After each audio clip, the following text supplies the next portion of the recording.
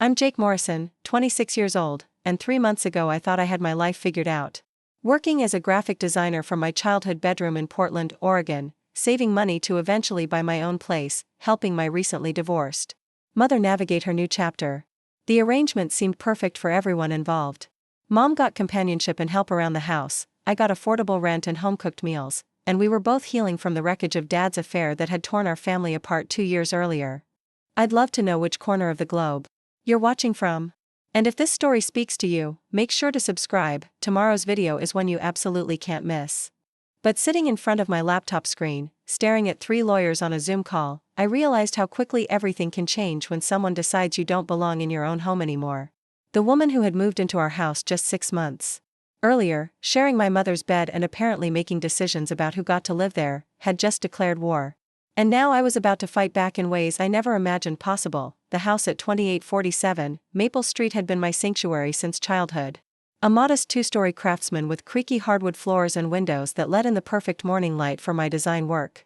Every corner held memories of birthday parties, Christmas mornings, late-night conversations with Mom after Dad's business trips became suspiciously frequent. When the divorce papers were finalized and Dad moved in with his secretary across town, this house became more than just a home. It became our fortress against the world that had suddenly become unpredictable and cruel. Mom, Janet Morrison, had spent 24 years married to a man who turned out to be living a double life. She was 51 when she discovered the affairs, the secret credit cards, the apartment Dad had been renting for his other relationships. The woman who had organized every school fundraiser, every neighborhood barbecue, every family vacation, down to the smallest detail, suddenly found herself completely lost. She didn't know how to be alone, didn't know how to make decisions without consulting someone else, didn't even know how to operate the television remote without Dad's help. Moving back home after college had been my idea.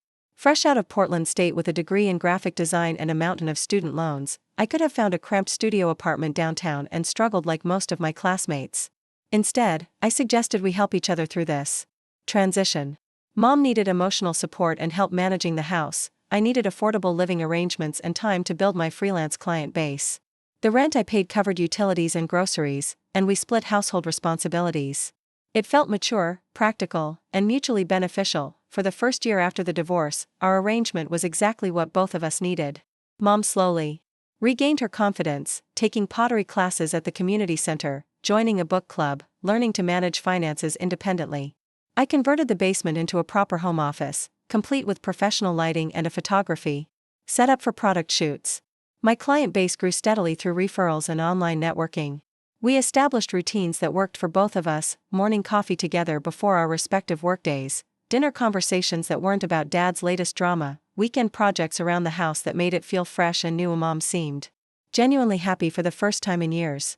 She started wearing colors other than beige and navy, began expressing opinions about movies and restaurants instead of deferring to whatever Dad would have preferred. She bought plants for the kitchen windowsill and actually kept them alive. She redecorated their former shared bedroom, painting over the masculine navy walls with a warm sage green and replacing Dad's heavy furniture with pieces that reflected her own taste. The transformation was beautiful to witness. My younger sister Emma had moved to Denver for graduate school right before the divorce became final, pursuing her master's degree in environmental science. She visited during holidays and summer breaks, but her life was clearly rooted elsewhere. She had started dating a fellow graduate student named Marcus, and their relationship was serious enough that she spent most school breaks at his family's ranch in Colorado.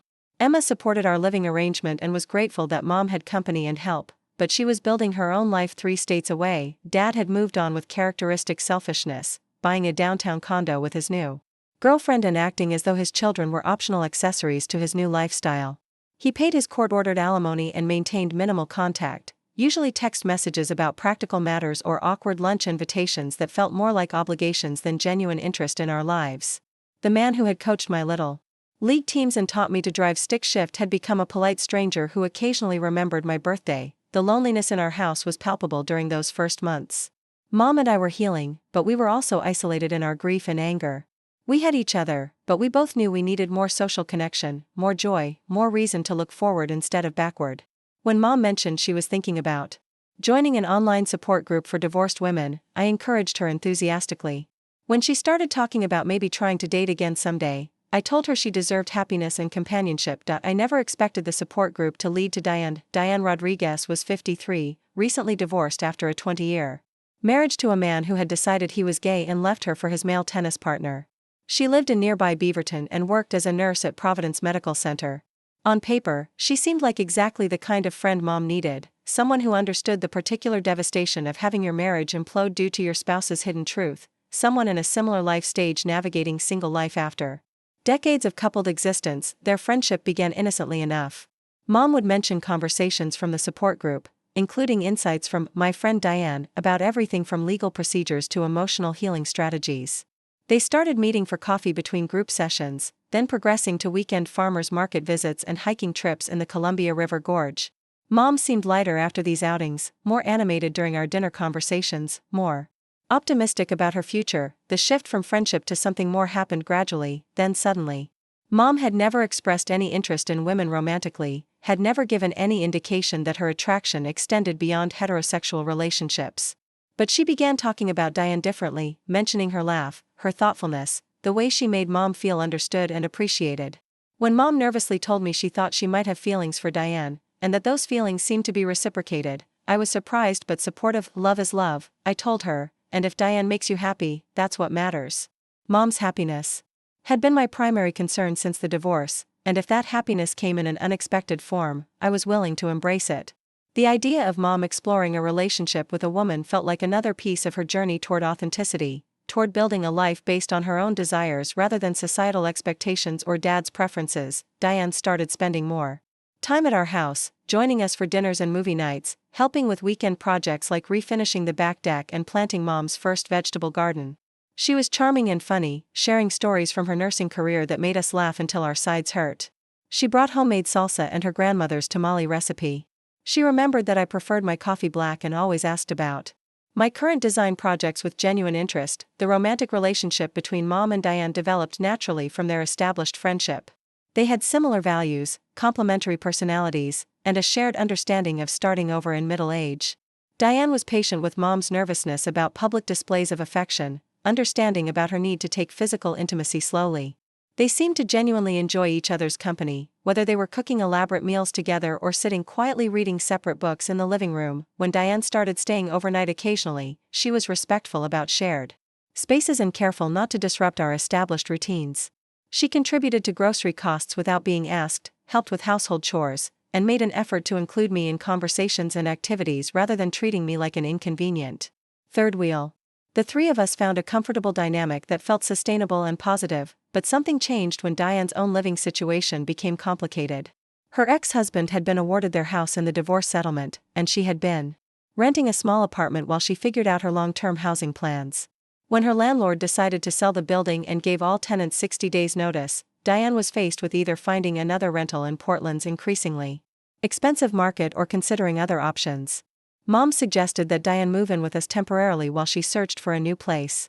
It made practical sense. Diane was already spending most nights at our house anyway, she got along well with both Mom and me, and she could contribute to household expenses while saving money for a down payment on her own place. The arrangement was supposed to be short-term, maybe 3 or 4 months while Diane found something suitable. That was 6 months ago, and Diane has stopped looking for her own place entirely. Somewhere between moving her furniture into Mom's bedroom and establishing her claim on half the garage for her exercise equipment, Diane transformed from temporary houseguest to permanent resident. And with that transformation came a shift in power dynamics that I didn't see coming until it was too late to address diplomatically. The house that had been my sanctuary, the living arrangement that had been mutually beneficial, the family dynamic that had been healing and supportive, all of it was about to implode in ways that would test every relationship I valued and force me to fight for something I had never imagined losing, my place in my own family home. The first warning sign should have been the way Diane started rearranging things without asking. It began innocuously enough, moving the coffee maker to a different counter because it was more efficient for the morning routine, reorganizing the spice cabinet according to her own system, replacing our longtime brand of dish soap with something that didn't irritate her sensitive skin. Small changes that individually seemed reasonable but collectively began to alter the fundamental character of our home. Mom didn't seem to notice, or if she did, she interpreted these modifications as Diane's way of settling in and making herself comfortable. After 24 years of living according to Dad's preferences and demands, Mom was probably relieved to have someone else taking initiative with household decisions. She had spent so many years asking, what would Robert want, that having someone confidently make choices felt like a welcome change rather than an intrusion, but I noticed every shift, every subtle assertion of authority that Diane was establishing. The kitchen had always been Mom's domain, arranged according to decades of cooking experience and personal preference. When Diane moved the cutting boards to a cabinet that required reaching overhead instead of the convenient drawer where they had lived for 15 years, Mom adapted without complaint. When she replaced our ancient but reliable can opener with a sleek electric model that took up counter space we didn't have, Mom praised the upgrade enthusiastically. The living room transformations were more dramatic. Diane convinced Mom that the furniture arrangement was blocking the natural flow of energy and suggested a complete redesign. The comfortable reading chair where I had spent countless hours working on laptop projects was relocated to a corner where the lighting was insufficient for close work. The coffee table that had served perfectly for 8 years was deemed too heavy for the space and replaced with a delicate glass piece that couldn't support my design portfolios or Mom's craft projects. Diane's exercise equipment appeared gradually. First a yoga mat that stayed permanently unrolled in the living room, then resistance bands draped over furniture, eventually an entire weight bench that dominated the space where our old piano had stood. The piano had been Mom's prized possession, a wedding gift from her parents that she had played daily for decades. When Diane suggested it was taking up valuable real estate and could be moved to the basement, Mom agreed with minimal resistance. The basement had been my professional sanctuary, carefully organized with lighting equipment, computer workstations, and storage for client materials. Accommodating the piano meant dismantling half of my setup and cramming expensive equipment into inadequate spaces. The photo shoot area became unusable, forcing me to rent studio space for client sessions and cutting into my profit margins significantly. When I mentioned the inconvenience to Mom, she seemed genuinely surprised that I was bothered. Diane's contribution to household finances became a source of increasing tension, though Mom seemed oblivious to the manipulation involved. Rather than paying a fixed amount for rent and utilities as I did, Diane preferred to contribute naturally by purchasing groceries, household supplies, and home improvement materials according to her own judgment. This meant our kitchen was suddenly stocked with expensive organic products I couldn't afford, cleaning supplies that cost 3 times what we had been using, and renovation materials for projects nobody had discussed or approved. The grocery situation became particularly problematic when Diane decided our eating habits were unhealthy and began purchasing only foods that aligned with her nutritional philosophy. The pantry filled with quinoa, kale chips, and gluten-free alternatives to everything we normally ate. Our weekly grocery budget tripled while our satisfaction with meals plummeted. When I suggested we might coordinate shopping lists or take turns buying groceries, Diane responded that she was happy to handle it, since she understood nutrition better than most people. Mom praised Diane's generosity constantly, pointing out how thoughtful it was to have someone taking care of the household shopping and planning. She seemed to interpret my concerns about food costs and preferences as ingratitude rather than legitimate practical issues. The dynamic was becoming clear. Diane was positioning herself as the responsible adult who made mature decisions about household management, while I was cast as the difficult child who complained about improvements. The social dynamics shifted even more dramatically when Diane began inviting her friends over without consulting Mom or me. These weren't casual drop-ins or planned dinner parties, but full-scale gatherings that transformed our living space into private social clubs. Diane's nursing colleagues would arrive on weeknight evenings, spreading out paperwork and personal conversations across the kitchen table where I normally worked on design projects. Her book club meetings moved from the library to our living room, with 8 women discussing literature loudly enough to penetrate my basement office during client calls. A lot of love and effort went into bringing this story to life. If you're enjoying it, we'd be so grateful if you'd subscribe to our channel. Now, back to where we left off. Weekend gatherings became elaborate affairs featuring Diane's extensive social network from the hospital, her support group, her hiking club, and various other organizations. These events would consume the entire house for hours, with strangers using our bathrooms, rummaging through our refrigerator, and making themselves comfortable in spaces that had previously been private family areas. Mom seemed delighted by the social activity, commenting frequently about how wonderful it was to have a full house again and how much she enjoyed meeting Diane's friends. My own social life began suffering as impromptu gatherings interfered with plans I had made weeks in advance. Client meetings scheduled in my basement office had to be relocated when Diane's yoga class decided to use the space for meditation sessions. Friends who had been visiting regularly for movie nights and game sessions stopped coming around, citing The awkwardness of navigating Diane's social events and feeling unwelcome in spaces that seemed to belong to someone else now. The most significant shift occurred when Diane began making unilateral decisions about house maintenance and improvements. She hired contractors to repaint the exterior without discussing color choices with Mom or me, selecting a sage green that complemented her personal aesthetic but bore no resemblance to the warm yellow that had characterized our home for decades. The cost was substantial, and when I asked how it was being financed, Mom mentioned that Diane had taken care of everything and we could pay her back gradually. This pattern of Diane spending money on projects and expecting gradual reimbursement became increasingly common. She replaced perfectly functional appliances with expensive upgrades, hired landscapers to redesign the backyard according to her vision, and commissioned custom storage solutions for her belongings without considering whether these improvements aligned with our priorities or budget. Each project was presented as a fait accompli, with Diane having already made arrangements and commitments that would be difficult to cancel. The financial implications were staggering when I actually calculated the cumulative costs. Diane had spent more on household improvements in 4 months than Mom and I typically spent on non-essential purchases in an entire year. But because the expenses were spread across multiple contractors and retailers, and because Diane framed each project as an investment in our home's value, Mom seemed unaware of the mounting debt being accumulated in her name. More troubling was Diane's increasing control over Mom's social calendar and personal decisions. Mom had maintained friendships with several women from her book club and pottery class, relationships that had been crucial to her emotional recovery after the divorce.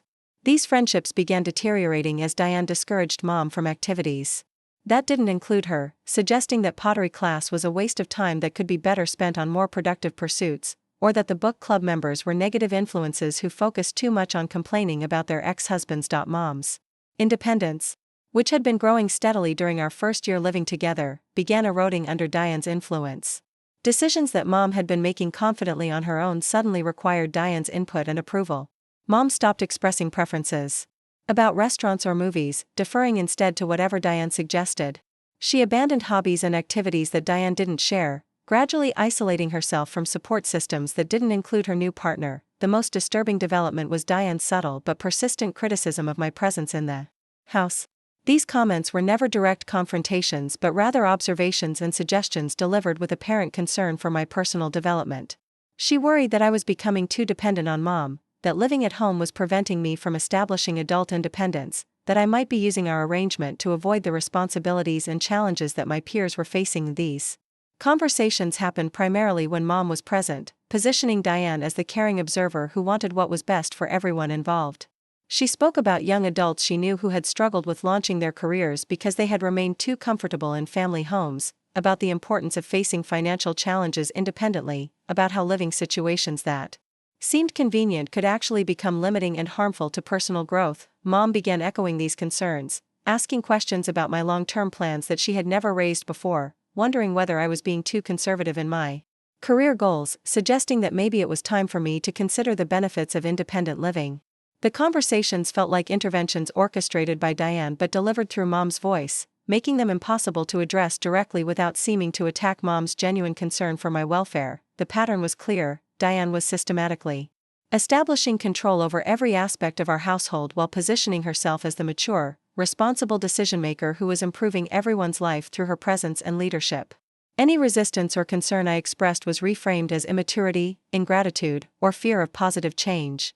The woman who had been welcomed as Mom's temporary housemate was now functioning as the household's primary authority figure, making decisions that affected my living situation, work environment, and family relationships without consulting me or acknowledging my legitimate interests as a long-term resident and financial contributor. The most insidious aspect of this takeover was how gradually it had occurred and how reasonable each individual change seemed when viewed in isolation. Diane had never announced her intention to assume control of our household. She had simply acted with confidence and consistency until her authority became accepted as natural and beneficial. By the time I recognized the full scope of what was happening, the power dynamics had shifted so completely that challenging them would require confronting not just Diane, but Mom's new dependence on her judgment and leadership. The stage was set for the confrontation that would ultimately force me to choose between accepting a subordinate role in my own home or fighting to reclaim the living situation that had been working perfectly before Diane decided it needed her management and control. The breaking point began building on a Tuesday morning in March when I discovered Diane had given away my grandmother's antique sewing machine without asking anyone's permission. The machine had belonged to Mom's mother, passed down through 3 generations of women who had used it to create everything from wedding dresses to baby quilts.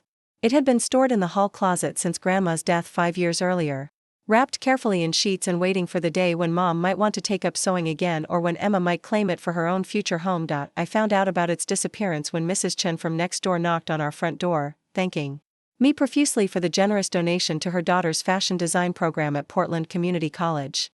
She explained how Diane had approached her the previous weekend, mentioning that we had a vintage sewing machine that wasn't being used and might benefit a young student who couldn't afford proper equipment.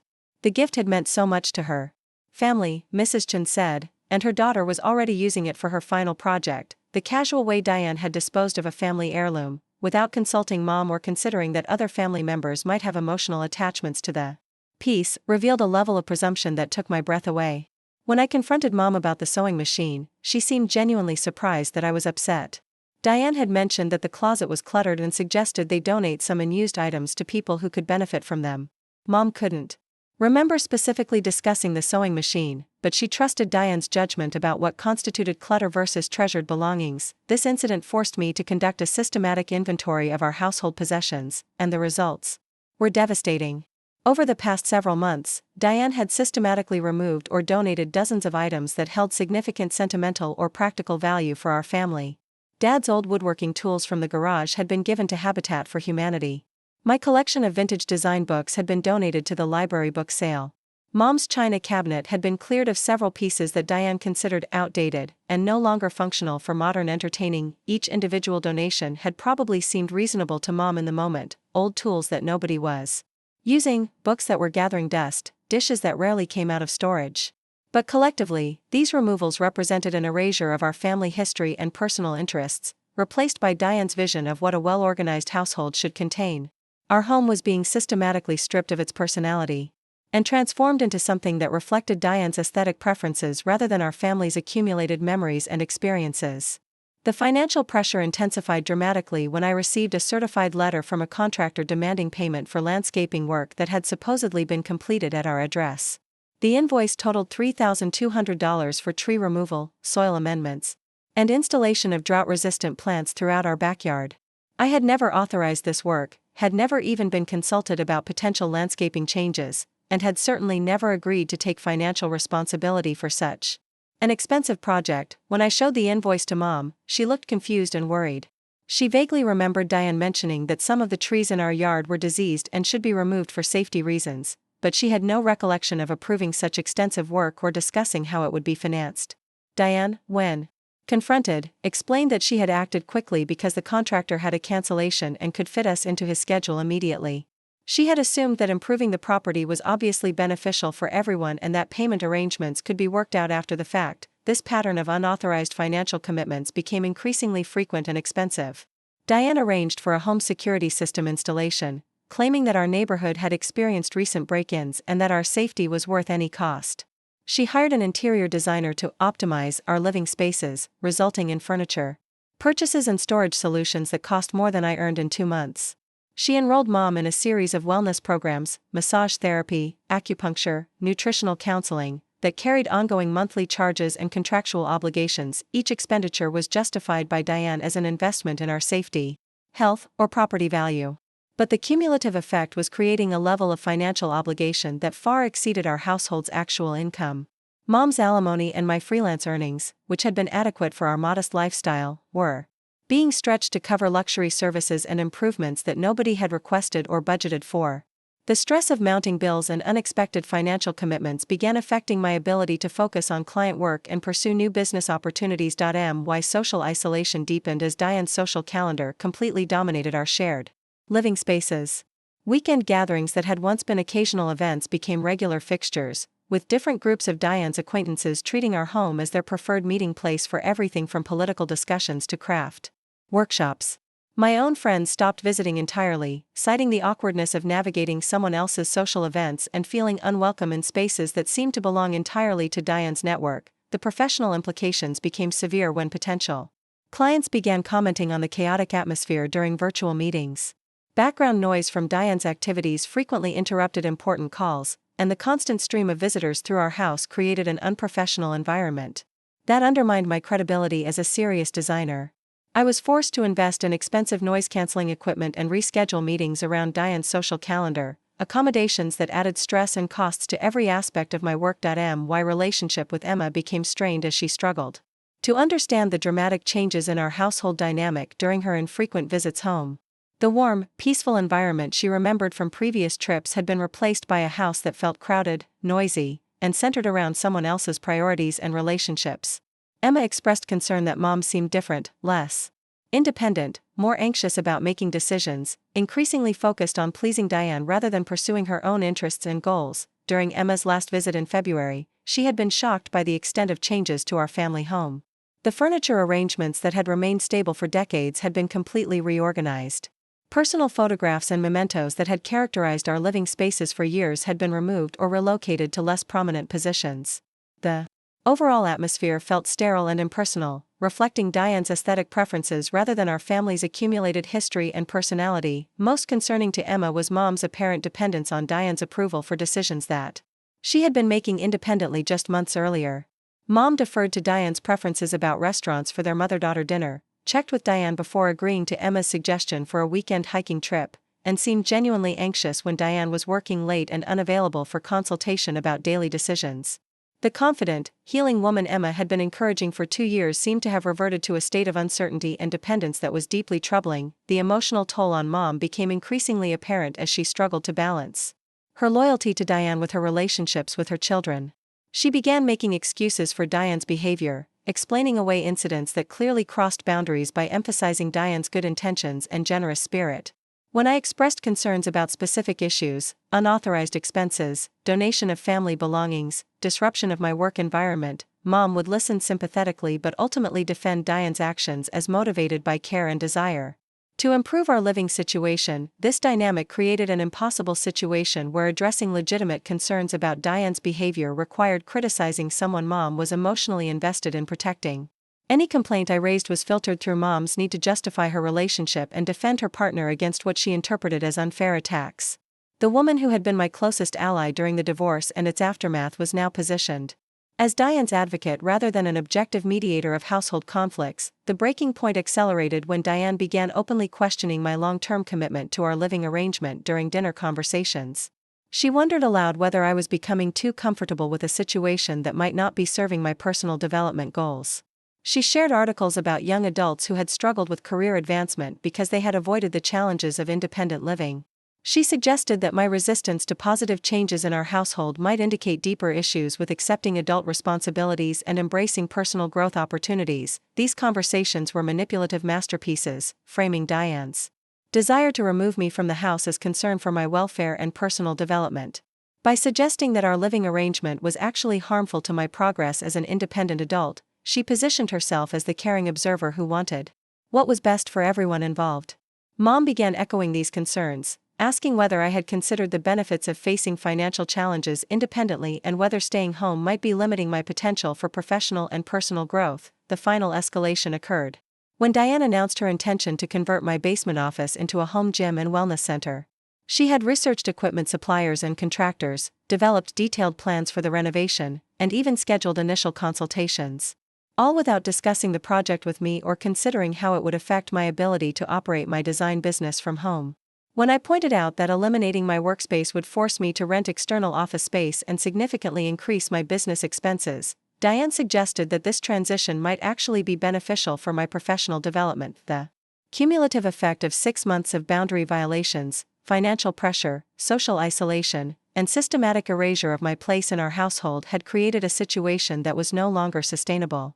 Every aspect of my life, personal, professional, financial, and familial, was being negatively affected by Diane's presence and her apparent determination to establish complete control over our living environment. The woman who had been welcomed as Mom's supportive partner had become a destructive force that was systematically dismantling the stable, mutually beneficial living arrangement that had been serving our family's needs effectively for over a year. The pressure had been building for months, but the basement office ultimatum represented a direct threat to my livelihood and my ability to remain financially independent while living at home. Diane was forcing a choice between accepting complete subordination to her authority or finding alternative living arrangements that would strain my finances and separate me from Mom during a period when she clearly needed family support more than ever. The stage was set for a confrontation that would test every relationship I valued and force me to fight for something I had never imagined losing, my rightful place in my own family home. The confrontation I had been dreading arrived on a Thursday evening in late March, but not in any way I could have anticipated. I had spent the day working on a major rebranding project for a local restaurant chain, finally making progress after weeks of disruptions and distractions.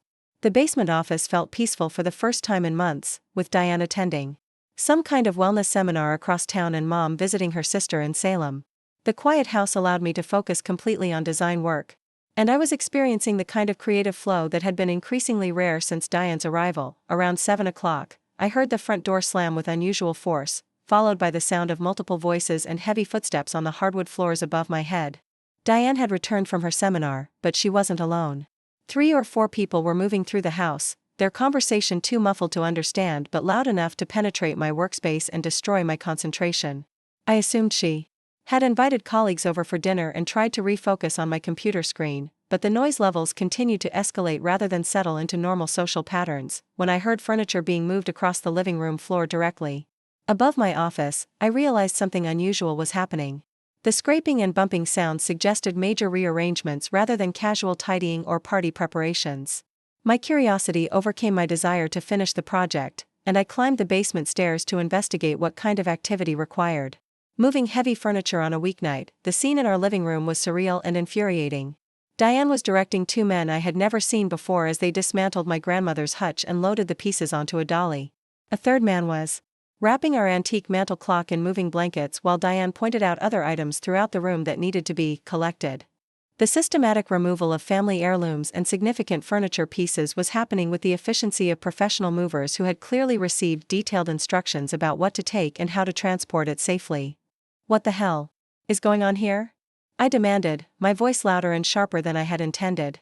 The moving crew paused their work and looked uncertainly between Diane and me, apparently unsure about who had authority to direct their activities. Diane's expression shifted from supervisory efficiency to annoyed inconvenience, as if my presence was an unwelcome complication to an otherwise straightforward operation. "Jake, perfect timing," she said with false cheerfulness that didn't mask the underlying irritation in her voice. "I was going to leave you a note explaining everything. We're making some space for the wellness equipment I ordered, and these pieces will be much better appreciated by people who can actually use them properly." The casual way she referred to "we" while making unilateral decisions about our families' possessions triggered a level of rage I had never experienced before. The hutch being loaded onto the dolly had been handcrafted by my great-grandfather in the 1940s, a piece of family history that represented decades of craftsmanship and generational connection. The mantel clock had been a wedding gift to my grandparents, chiming every hour throughout my childhood with a melody that had become synonymous with the comfort and stability of home. "Those aren't your things to give away," I said, struggling to keep my voice level despite the fury building in my chest. "That hutch has been in our family for 70 years. The clock belonged to my grandparents. You have no right to remove family heirlooms from this house." Diane's facade of friendly explanation dropped entirely, replaced by cold efficiency and barely controlled anger. "Actually, Jake, I have every right to make decisions about what stays and what goes in this house. Your mother and I discussed the need to clear out old furniture that's taking up valuable space, and she agreed that these pieces would be better served by donation to families who will actually use them instead of letting them gather dust." The moving crew resumed their work with increased urgency, clearly uncomfortable with the confrontation but apparently committed to completing their job regardless of family drama. I watched helplessly as they maneuvered the hutch through our narrow doorway, scraping paint from the frame in their haste to remove it from the premises. Each piece of furniture being carried away represented not just material loss but the systematic erasure of our family's presence in our own home. "Where is my mother?" I demanded. "Does she know you're doing this right now? Did she specifically approve removing these exact pieces tonight?" Diane's smile became predatory, revealing satisfaction at having maneuvered the situation to her advantage. "Janet is visiting your aunt until tomorrow afternoon, as you well know. We discussed this project extensively, and she agreed that clearing out the clutter would make room for improvements that will benefit everyone's health and wellness. She trusts my judgment about what needs to be done to optimize our living environment." The use of "our living environment" while simultaneously erasing every trace of our family's history and personality felt like psychological warfare. Diane was claiming ownership of our home while systematically removing evidence that we had ever lived there. The improvements she referenced were clearly designed to transform our family space into something that reflected only her preferences. And priorities, with no consideration for the people who had called this house home for decades. Stop, I told the moving crew directly, positioning myself between them and the mantel clock they were preparing to remove. I'm telling you to stop removing items from this house immediately. I live here, I pay rent here, and I do not consent to having family heirlooms donated without proper discussion and approval from all affected parties. The movers looked uncertainly at Diane, clearly confused about who had legitimate authority in this situation. Diane's anger became more overt as she realized I was going to actively resist her plans rather than simply complaining about them after the fact. Jake, you need to understand your position here. This is not your house. You are a temporary resident who pays a small amount of rent for the privilege of living in your mother's home. You do not get to make decisions about what happens to furnishings or how space gets utilized. The emphasis on temporary resident hit like a physical blow, clarifying exactly how Diane viewed my status in the family home where I had lived for over 25 years. In her mind, I was essentially a tenant whose opinions about household decisions were irrelevant and whose emotional attachments to family possessions were inconvenient obstacles to her renovation plans. The home where I had grown up, the living arrangement that had been working successfully for everyone involved, was being treated as Diane's property to modify according to her vision. I want you and your crew out of this house immediately, I said, my voice steadier than I felt. Nothing else gets removed until my mother is present to personally approve each individual item. If you continue loading our furniture onto that truck, I'm calling the police to report theft of family property. Diane's composure cracked completely at the mention of police involvement. How dare you threaten me in my own home? Your mother and I have built a life together here, and your presence is becoming increasingly disruptive to our peace and happiness. Maybe it's time you started looking for your own place instead of interfering with improvements that will benefit this household. The phrase, my own home, confirmed what I had suspected for months. Diane considered herself the primary resident with authority over all household decisions, while I was viewed as an unwelcome intruder whose presence was merely tolerated rather than valued. The living arrangement that had been presented as temporary and mutually beneficial had become, in Diane's mind, permanent ownership that gave her the right to eliminate anyone who disagreed with her management style. The moving crew, clearly uncomfortable with the escalating conflict, began to slow their work and exchange concerned glances. Professional movers probably encountered family disputes regularly, but the intensity of emotions and accusations flying between Diane and me was obviously beyond normal household disagreements. The situation was becoming volatile enough that continuing their work might expose them to legal complications they hadn't anticipated when accepting the job. Ma'am, one of the movers addressed Diane cautiously, if there's disagreement about what items we're authorized to remove, maybe we should wait until all the homeowners can discuss this together. We don't want to get involved in family disputes or take things that some residents don't want removed. Diane's fury at having her authority questioned by hired contractors was palpable. I am authorizing this removal, and I have every right to make decisions about furnishings in this house. This young man is a tenant who is interfering with legitimate home improvements because he doesn't want to accept that changes are necessary for progress. The reduction of my status from family member to tenant was clearly intended to undermine my credibility with the moving crew, but it also revealed how completely Diane had rationalized her takeover of our household. In her narrative, she was the reasonable adult making necessary improvements while I was the difficult child resisting positive changes out of immaturity and selfishness. I pulled out my phone and began dialing 911, not because I necessarily intended to involve police in a family dispute, but because I needed to demonstrate that I was serious about stopping the removal of our belongings. The sight of me actively making the call finally prompted the moving crew to step back from the furniture and wait for the situation to resolve before continuing their work. Portland Police, what's your emergency? The dispatcher's voice was calm and professional, a stark contrast to the chaos in our living room. I need to report theft in progress at 2847 Maple Street, I said, maintaining eye contact with Diane. As I spoke, someone is removing family property from our home without proper authorization from all residents. Diane's face went pale as she realized I was actually involving law enforcement rather than simply threatening to do so. The moving crew immediately began backing away from the furniture and moving toward the front door, clearly unwilling to continue working while police were being summoned to address the legitimacy of their activities. Sir, can you tell me more about the situation? The dispatcher asked. Are the people removing property residents of the home, or are they strangers? One person lives here but doesn't own the property or have legal authority to dispose of family heirlooms, I explained. The actual homeowner is out of town and was not present to approve the specific items being removed tonight. The complexity of the situation was clearly beyond what could be resolved quickly over the phone, and the dispatcher indicated that officers would be dispatched to sort out the details in person. The moving crew didn't wait for police arrival. They quickly packed up their equipment and left the premises, abandoning the furniture removal project rather than risk being involved in what was clearly a complicated domestic dispute with potential legal implications. Diane's anger transformed into something more calculating as she realized that police involvement would require her to justify her actions to neutral authority figures who wouldn't automatically accept her version of events. The confident efficiency she had displayed while directing the furniture removal was replaced by obvious anxiety about having to explain her decision-making process to law enforcement officers. "You have no idea what you've just done," she said, her voice cold with fury. "Your mother is going to be devastated that you chose to involve strangers in our family business instead of working together to resolve this like adults. This kind of dramatic overreaction is exactly why it's time for you to find your own place and stop disrupting the life we're trying to build together." The threat was delivered with complete certainty, as if my decision to protect family property had somehow forfeited my right to remain in the house where I had lived since childhood.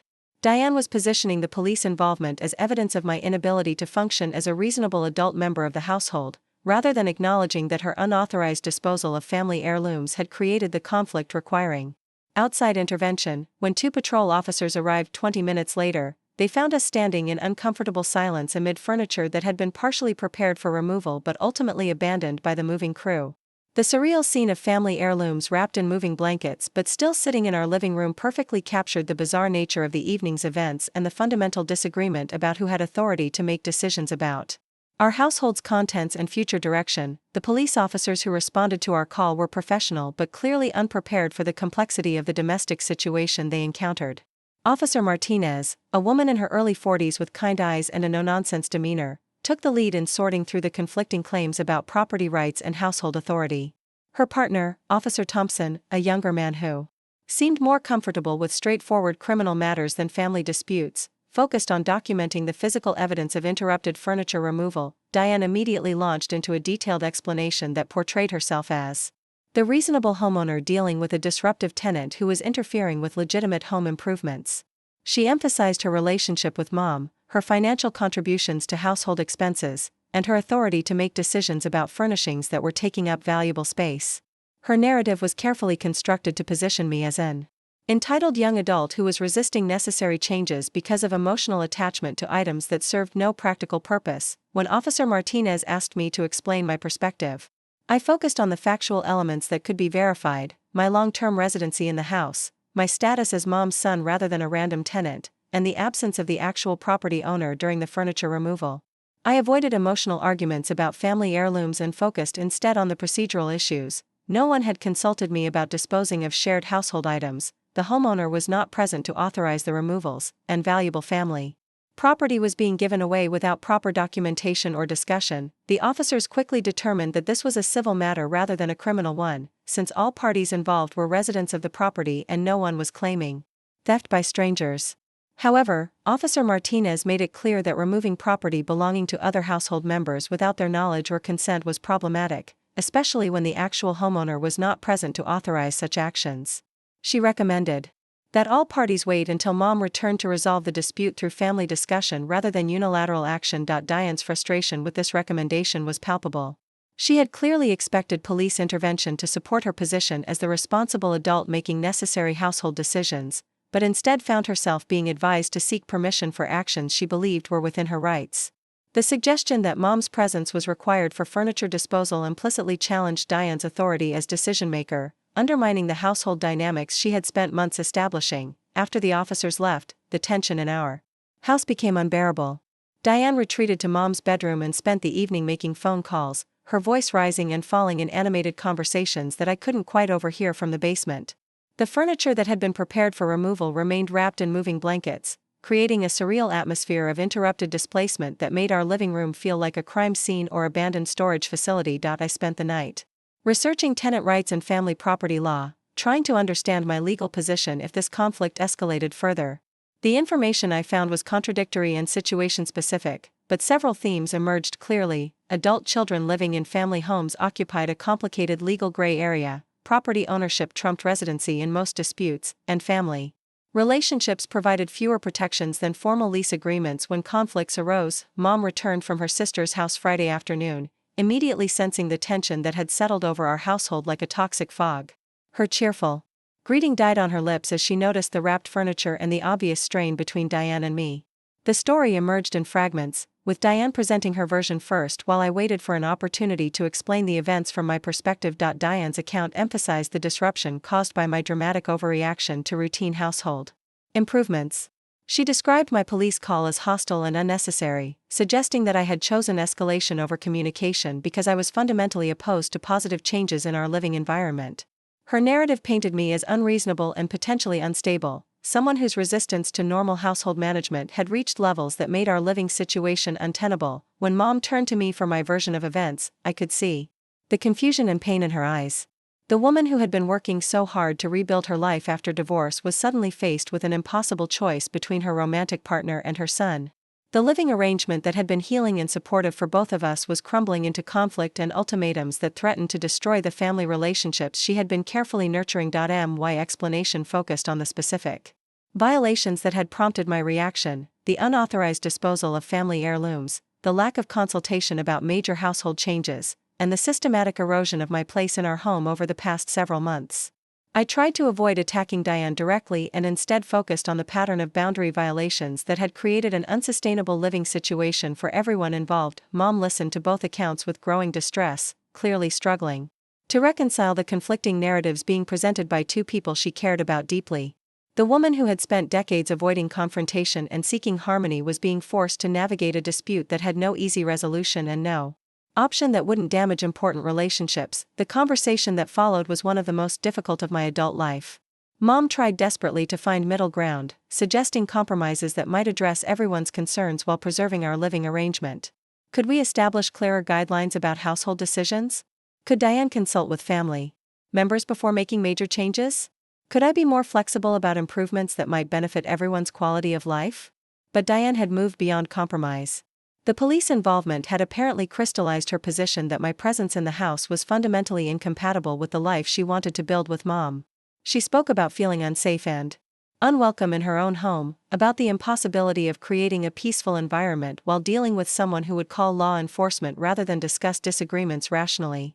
"I think it's time for Jake to find his own place," Diane said with finality that brooked no negotiation. "This living arrangement isn't working for anyone anymore. He's become resentful of every positive change we try to make, and his hostility is creating an atmosphere that's unhealthy for all of us."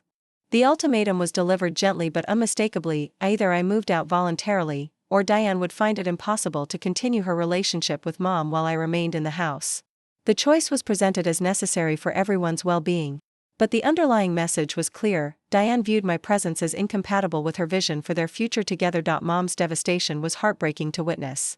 The woman who had been working so hard to rebuild her confidence and independence was suddenly faced with losing either her romantic relationship or her close connection with her son. The healing that had been occurring over the past 2 years was being threatened by a conflict she felt powerless to resolve through communication and compromise. "There has to be another way," Mom pleaded, tears streaming down her face. "We're a family. Families work through problems together. Jake has been helping me rebuild my life after the divorce. I can't just ask him to leave because things have gotten difficult." But Diane's position was immovable. She had apparently concluded that coexistence with me was impossible, and she was willing to end her relationship with Mom rather than continue living in a household where her authority was questioned or challenged. The woman who had presented herself as committed to our family's well-being was now demanding that family bonds be severed to accommodate her comfort and control. The emotional manipulation was sophisticated and devastating. Diane framed her ultimatum as concern for Mom's happiness and future security. Living with adult children, she argued, prevented parents from fully embracing the next chapter of their lives. My resistance to household improvements demonstrated immaturity that would only escalate over time. The conflicts we were experiencing would continue to intensify unless fundamental changes were made to our living arrangement. Mom found herself trapped between competing loyalties and incompatible visions for her future. The son who had been her closest support during the most difficult period of her life was suddenly positioned as an obstacle to her romantic happiness. The woman who had brought joy and companionship back into her life was demanding that she choose between family relationships and romantic fulfillment. That weekend became a nightmare of tears, recriminations, and desperate attempts to find solutions that might preserve both relationships. Mom tried repeatedly to negotiate compromises that might address Diane's concerns while allowing me to remain in our family home. Could I move to a different part of the house to provide more privacy?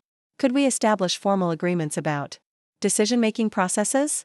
Could I commit to a timeline for eventually finding my own place? But every suggested compromise was rejected by Diane as insufficient to address the fundamental problem of my presence in their shared living space.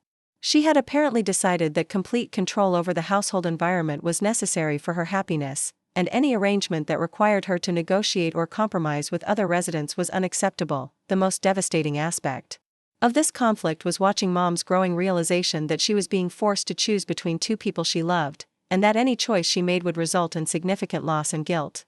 The confident, healing woman who had been emerging over the past 2 years was reverting to the anxious, dependent person she had been during the worst periods of her marriage. Sunday evening, after 3 days of exhausting emotional discussions that had resolved nothing, Mom made the announcement that would change everything.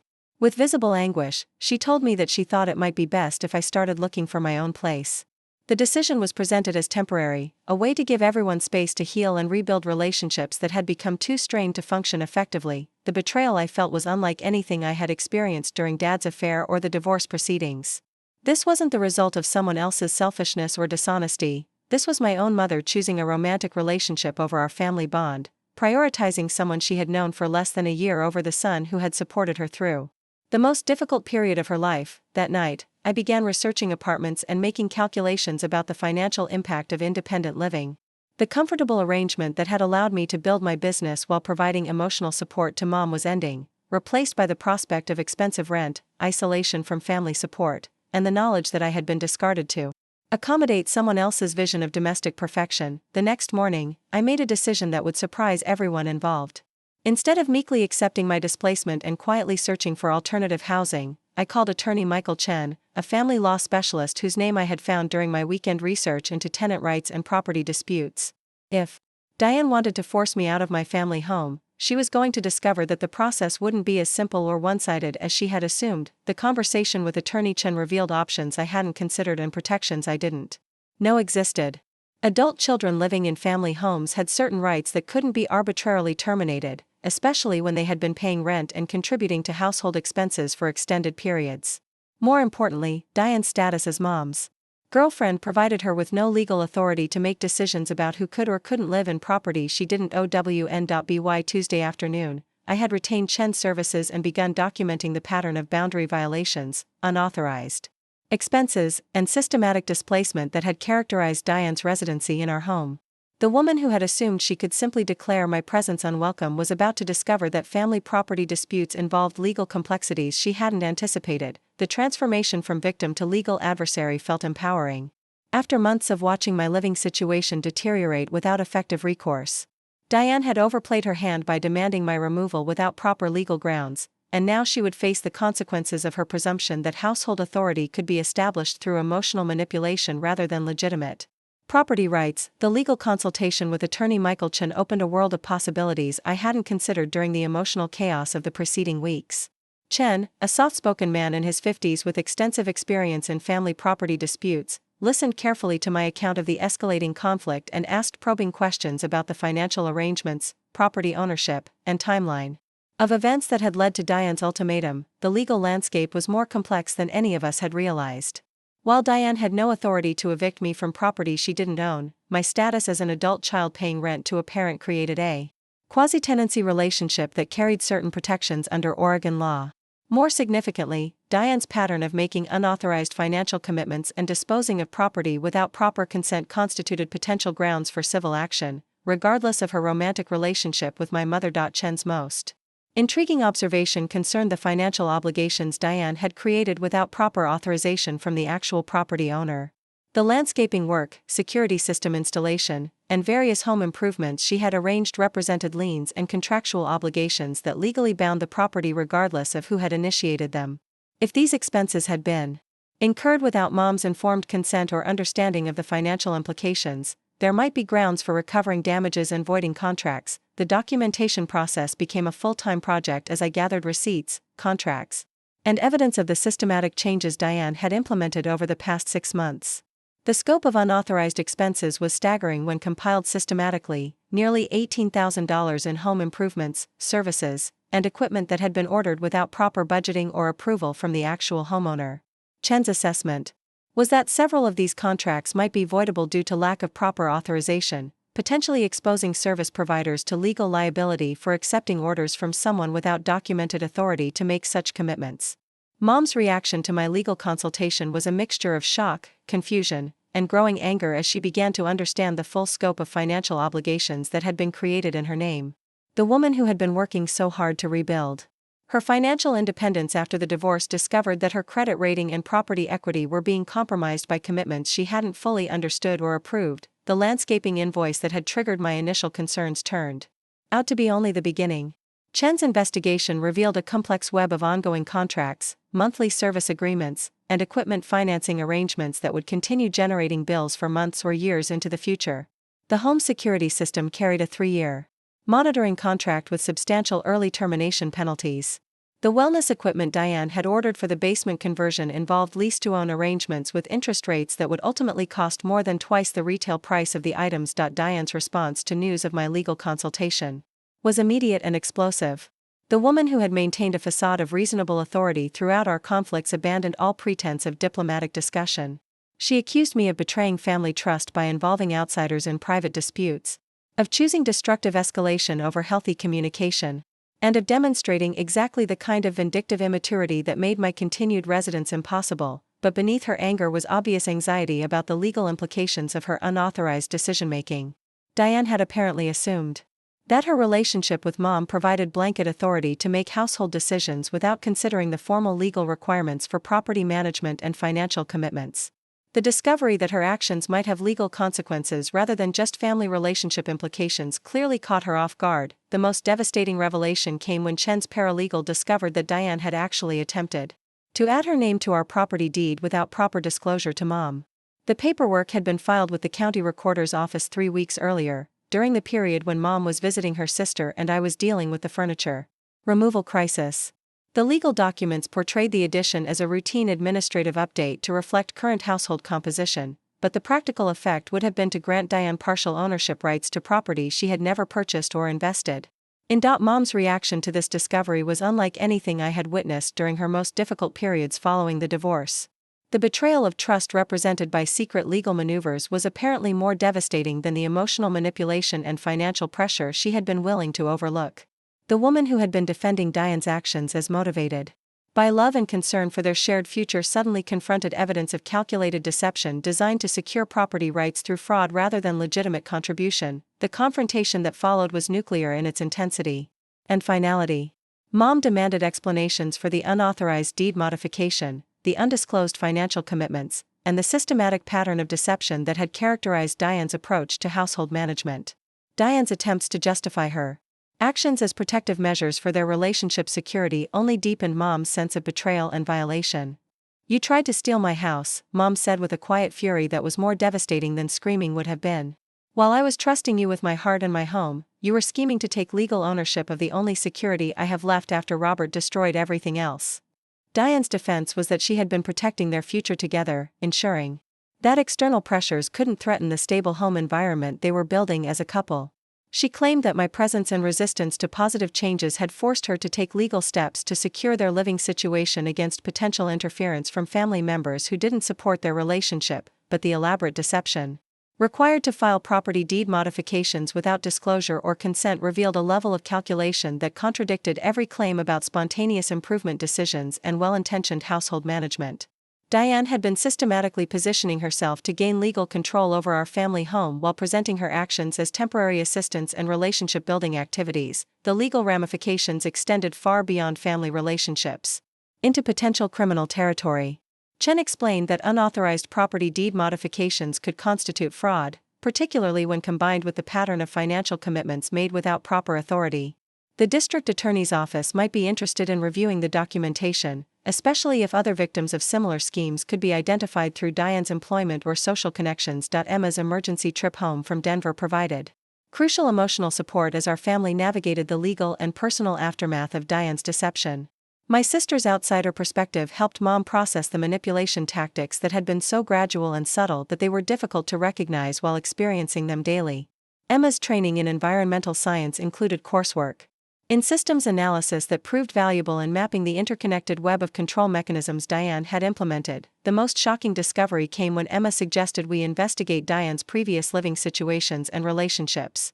A simple internet search revealed that our family's experience was not unique. Diane had apparently targeted vulnerable divorced women in similar circumstances, establishing romantic relationships that quickly evolved into financial and property manipulation schemes.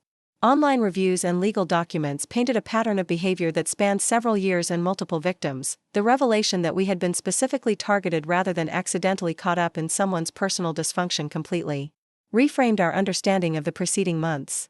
Diane's rapid integration into our household, her systematic erosion of my place in the family, and her escalating demands for control were not the result of relationship insecurity or poor communication skills. They were calculated strategies designed to isolate Mom from family support and establish legal claim to property and financial resources. Chen's investigation uncovered at least 3 other families in the Portland area who had experienced similar patterns of manipulation and financial exploitation. In each case, Diane had identified recently divorced women with adult children living at home, initiated romantic relationships through support groups or social organizations, and gradually assumed control over household decision-making while systematically removing other family members from the living situation. The legal case that emerged was stronger than any of us had anticipated. Beyond the specific violations related to our family's experience, Diane's pattern of targeting vulnerable women for financial exploitation constituted grounds for criminal prosecution and civil recovery actions. The district attorney's office was indeed interested in the case, particularly given the systematic nature of the scheme and the potential for additional victims who hadn't yet come forward. Mom's emotional recovery from this betrayal was complicated by the recognition that she had been specifically chosen and manipulated rather than simply caught up in someone else's relationship dysfunction. The healing work she had been doing since the divorce had apparently made her an ideal target for someone seeking to exploit vulnerability and trust for financial gain, but the experience also revealed strengths and support systems that proved crucial to her eventual recovery. The sister she had been visiting during the furniture removal crisis became a fierce advocate and emotional anchor during the legal proceedings. The book club friends she had been discouraged from seeing rallied around her with practical assistance and unwavering support. Even Dad, despite their complicated relationship, offered financial help and legal advice when he learned about the property fraud. My relationship with Mom was permanently strengthened by our shared experience of fighting back against manipulation and exploitation. The legal battle we waged together demonstrated that family bonds could survive external attacks when based on genuine mutual support rather than financial convenience or emotional dependence. The living arrangement we rebuilt after Diane's removal was healthier and more sustainable than anything we had experienced before her arrival. The financial recovery took months of legal work and negotiation with contractors and service providers. But most of the unauthorized commitments were successfully voided or significantly reduced. The property deed modification was reversed, and several of the home improvement contracts were canceled with minimal penalties. The total cost of undoing Diane's financial manipulation was substantial but manageable compared to the long-term consequences of allowing her schemes to continue. The most satisfying aspect of our legal victory was the protection it provided for other potential victims. Diane's prosecution and the publicity surrounding her conviction made it much more difficult for her to target other vulnerable families in similar circumstances. The restraining order that prohibited her from contacting our family also included provisions that required disclosure of her criminal history to future romantic partners, effectively ending her ability to operate the same manipulation schemes that had nearly destroyed our household. 2 years later, our family home is peaceful, financially stable, and genuinely supportive of everyone's individual goals and shared well-being. The experience taught us valuable lessons about recognizing manipulation tactics, establishing healthy boundaries, and protecting family relationships from external exploitation. Most importantly, it demonstrated that legal action can be an appropriate and effective response to domestic manipulation when communication and compromise prove insufficient to address systematic abuse of trust and authority. 3 years have passed since that Thursday evening when I found Diane directing movers to steal our family heirlooms, and the transformation in our lives has been profound in ways I never could have anticipated. The house at 2847 Maple Street feels like home again, filled with laughter and genuine warmth instead of the tense calculation that characterized Diane's reign of manipulation. But more importantly, the experience taught our family lessons about trust, boundaries, and resilience that have strengthened every relationship we value. Mom's journey back to authentic independence has been remarkable to witness. The woman who had been so easily manipulated by Diane's systematic control tactics has become a fierce advocate for other victims of domestic financial abuse. She volunteers with a nonprofit organization that provides legal resources to families dealing with similar exploitation, sharing her story as evidence that recovery and justice are possible even when the manipulation has been sophisticated and long-term. The confidence she has rebuilt extends far beyond her ability to recognize red flags in romantic relationships. Mom has started her own small business creating custom pottery pieces, turning the hobby she had abandoned under Diane's influence into a source of both creative fulfillment and supplementary income. The kiln she installed in our garage produces beautiful functional art that sells at local farmers markets and craft fairs throughout the Pacific Northwest. Her dating life has resumed slowly and carefully, with new relationships built on transparency and mutual respect rather than the desperate gratitude that made her vulnerable to Diane's exploitation. The man she has been seeing for the past 8 months, Richard, is a retired teacher who lost his wife to cancer 5 years ago. Their courtship has been refreshingly normal, honest conversations about their histories, gradual introduction to family members, and careful attention to maintaining individual identities while building something together. Richard's integration into our family dynamic has been the opposite of Diane's invasive takeover. He contributes to household activities when invited, respects existing relationships and routines, and actively encourages Mom's independence rather than seeking to control or manage her decisions. The contrast has been educational for all of us about what healthy relationship dynamics actually look like when both parties are committed to genuine partnership rather than dominance and submission. My own life has flourished in ways that would have been impossible under the stress and limitation of Diane's presence. The design business that had been struggling under constant interruption and professional embarrassment has grown into a thriving agency with 3 full-time employees and clients throughout Oregon and Washington. The basement office that Diane had wanted to convert into her personal gym now houses a creative team that produces award-winning work for restaurants, nonprofits, and technology companies. The financial stability that comes from professional success has allowed me to contribute more meaningfully to our household while maintaining complete independence and personal autonomy. Instead of paying minimal rent out of necessity, I now cover a significant portion of our shared expenses by choice, investing in the family home because I want to rather than because I have no alternatives. Emma's relationship with our family has also been strengthened by our shared experience of fighting back against manipulation and exploitation. Her graduate degree in environmental science led to a position with the Colorado Department of Natural Resources, but she visits Portland frequently and has become an important advisor for Mom's business ventures.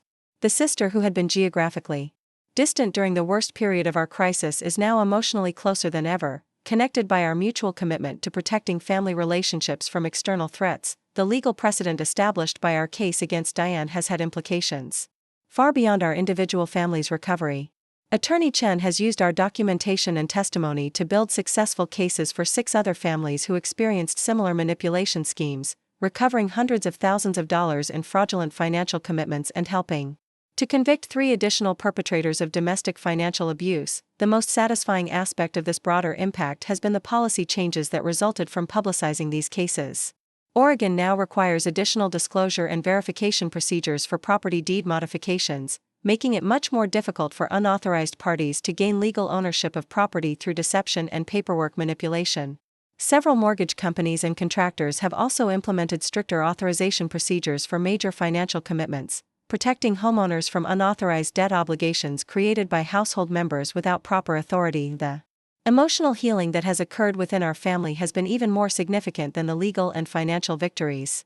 The trust that was damaged by Dad's affairs and further threatened by Diane's manipulation has been rebuilt on foundations that are stronger and more conscious than anything we had experienced before. We have developed communication patterns that prioritize honesty and direct discussion over conflict avoidance, ensuring that future problems get addressed before they escalate into crisis situations. Mom's relationship with both Emma and me has evolved from the parent-child dynamic that characterized our earlier years into genuine adult friendships based on mutual respect and shared values. The woman who had been so focused on avoiding conflict that she enabled manipulation has become someone who addresses problems directly and advocates fiercely for family well-being when external threats emerge. The most profound change has been in my own understanding of family loyalty and personal boundaries. The experience of being forced to choose between family harmony and personal integrity taught me that real love sometimes requires conflict and confrontation. Protecting people we care about from their own poor judgment or external exploitation is not betrayal, it is the highest form of family loyalty, even when it requires legal action and public exposure of private problems. This lesson has influenced every relationship I have built since Diane's removal from our lives. The woman I have been dating for the past year, Sarah, is a high school math teacher who shares my commitment to honest communication and mutual independence. Our relationship has developed slowly and transparently, with both families involved. From early stages and no attempts to isolate or control each other's existing support systems, the professional relationships I have cultivated through my expanded design business are also built on principles of clear communication and mutual respect that emerged from our family's crisis experience. Clients appreciate working with someone who addresses problems directly rather than allowing small issues to escalate into major conflicts, and my reputation for reliability and integrity has become a significant competitive advantage in the creative services market. Looking back on that terrible period when Diane was systematically dismantling our family stability, I am grateful for the strength and wisdom that emerged from fighting back against manipulation and exploitation. The legal knowledge we acquired, the communication skills we developed, and the confidence we built in our ability to protect ourselves from predatory behavior have prepared us to handle future challenges with competence and unity. The financial literacy that became necessary during our legal battle has also transformed our approach to household management and long-term planning. Mom and I now review major expenses and financial commitments together, ensuring that both parties understand the implications of any significant household changes before they are implemented. This collaborative approach to financial decision-making has prevented misunderstandings and created a level of transparency that makes manipulation impossible. The broader lessons from our experience extend far beyond family relationships into every aspect of personal and professional life.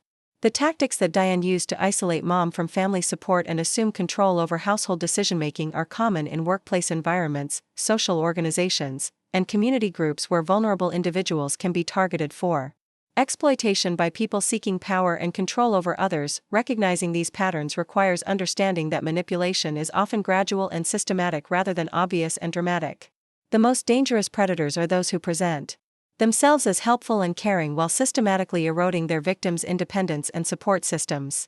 Effective resistance requires early recognition of boundary violations and willingness to seek outside help before the manipulation becomes entrenched and difficult to challenge. The most important message from our family's experience is that legal action can be an appropriate and necessary response to domestic manipulation when communication and compromise prove insufficient to address systematic abuse.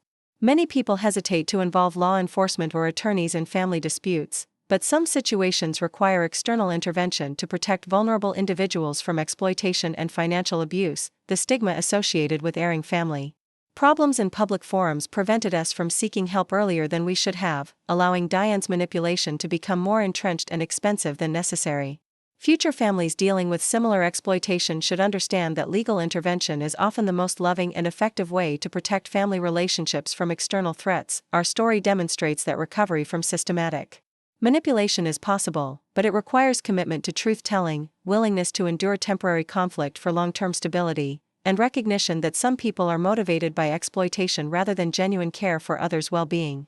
The family bonds that survive this kind of testing are stronger and more authentic than relationships based on convenience or fear of conflict. Today, our house feels like the sanctuary it was always meant to be, a place where family members support each other's growth and independence while maintaining connection and mutual care. The lessons we learned through crisis have prepared us to build healthier relationships and recognize threats before they become destructive. Most importantly, we have learned that fighting for family integrity is not selfish or dramatic. It is the responsibility of every person who values authentic love over convenient peace. The woman who tried to steal our home and destroy our family relationships ultimately gave us gifts she never intended: wisdom, strength, legal knowledge, and unshakable confidence in our ability to protect what matters most. These gifts will serve us well for the rest of our lives, ensuring that no future manipulation will succeed in dividing our family or threatening the security we have built together through honest work and genuine care for each other's well-being. Looking for more? We've got 2 amazing stories ready for you right on screen. If this one touched you, these are absolutely worth your time. Click to watch them now. And hey, subscribe and hit that bell to never miss our latest uploads.